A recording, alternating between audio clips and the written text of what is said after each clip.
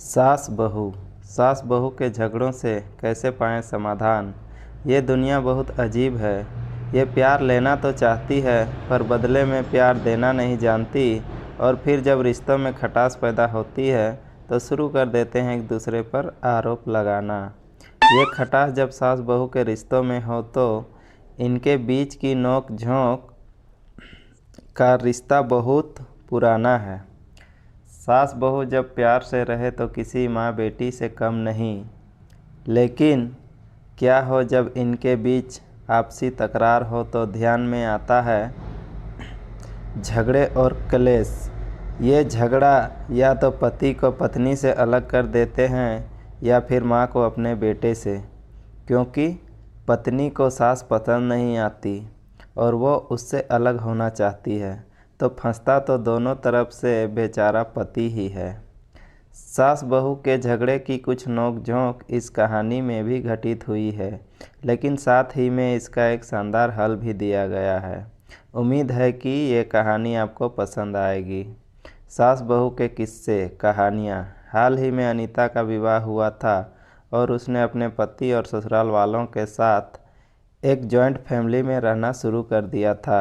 कुछ दिनों के बाद उसे पता चला कि वह अपनी सास के साथ नहीं रह सकती। अनीता की सास रूढ़िवादी थी, जबकि अनीता आधुनिक जीवन शैली जीने वाली लड़की थी। जल्द ही उनके बीच झगड़े होने लगे। कई महीनों के बीत जाने के बाद भी दोनों में से कोई भी अपना व्यवहार बदल नहीं पाया। समय के साथ साथ अनीता और ज़्यादा आक्रामक हो गई और उसे अपनी सास से नफरत होना शुरू हो गया। वह सोचने लगे कि कैसे अपनी सास से छुटकारा पाया जाए। एक बार हमेशा की तरह जब उसने अपनी सास से झगड़ा किया और उसके पति ने अपनी माँ का साइड लिया, तब अनीता गुस्सा हो गई और अपने मायके चली गई। अनीता के पिता एक केमिस्ट थे।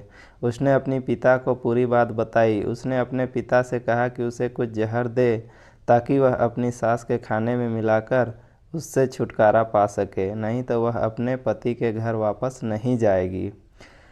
अनीता के पिता को यह बात जानकर काफ़ी दुख हुआ और उन्होंने अपनी बेटी से कहा, अगर तुम अपनी सास को जहर देती हो तो तुम और मैं दोनों जेल जाएंगे। ऐसा करना ठीक नहीं है। लेकिन अनीता सुनने और समझने की हालत में नहीं थी। आखिरकार उसके पिता ने कहा, ठीक है, जैसा तुम चाहती हो वैसा ही होगा, लेकिन मैं तुम्हें जेल में देखना नहीं चाहता। उसके पिता अंदर से पाउडर लाए और कहा, हर दिन जब तुम दोपहर का भोजन या रात का भोजन करते हो तो अपनी सास को खाने में मिलाकर देना। इससे धीरे धीरे कुछ महीनों में वो मर जाएगी और लोग सोचेंगे कि वह प्राकृतिक रूप से मरी है। उन्होंने यह भी कहा, क्योंकि किसी को भी तुम पर शक नहीं होना चाहिए, इसलिए आज से तुम अपनी सास के साथ नहीं लड़ोगी, बल्कि तुम उनकी देखभाल करोगी। भले ही वो कुछ भी कहे, तुम गुस्से से बात नहीं करोगी और हमेशा शांत रहोगी। अनीता सहमत हो गई और अपने ससुराल वापस आ गई और अपने पिता की सलाह के अनुसार उसने अपनी सास के खाने में पाउडर मिक्स करना शुरू कर दिया और बड़े ही प्यार के साथ बात करना शुरू कर दिया। समय बीतने के साथ साथ अनीता की सास का नेचर भी बदलना शुरू हो गया, क्योंकि अनीता अब अपनी सास की बहुत देखभाल करने लगी थी। इसलिए उसके सास भी उसके प्रति विनम्र होने लगी और प्यार से बात करने लगी। 5 महीने बीत गए और अनीता खाने में पाउडर मिक्स कर रही थी, लेकिन अब घर का वातावरण बदल गया। कोई झगड़े नहीं थे, दोनों एक दूसरे की तारीफ करते। अब ऐसा लगता था मानो दोनों का रिश्ता माँ और बेटी का रिश्ता हो। अब अनीता को चिंता होने लगी कि पाउडर की वजह से उसकी सास जल्द ही मर सकती है। वह अपने पिता के घर गई और उनसे कहा, पिताजी, कृपया मुझे उस जहरीले पाउडर के प्रभाव को ठीक करने के लिए इलाज बताएं। मैं अपनी सास को खोना नहीं चाहती। वह मेरी माँ की तरह है और मैं उससे अब बहुत प्यार करती हूँ। उसके पिता मुस्कुराए और कहा, कौन सा जहर? मैंने तुम्हें बस एक स्वीटनर दिया था। अनीता हैरान थी और उसने अपने पिता से पूछा कि उन्होंने ऐसा क्यों किया। पिता ने कहा, बेटा, अगर तुम किसी दूसरे इंसान से प्यार चाहते हो तो तुम्हें भी उसे प्यार देना होगा। रिश्ते एक गाड़ी की तरह होते हैं और हम उन पर लगे पहियों की तरह। जब तक सभी पहिए ठीक से आगे नहीं बढ़ेंगे तब तक गाड़ी ठीक से नहीं चल सकती।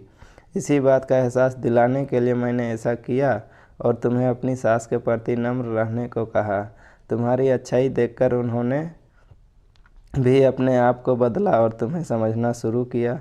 तुम दोनों ने एक दूसरे के लिए अपने आप को बदला। यही कारण है कि तुम अपनी सास के लिए आज मेरे पास भागते हुए आई हो।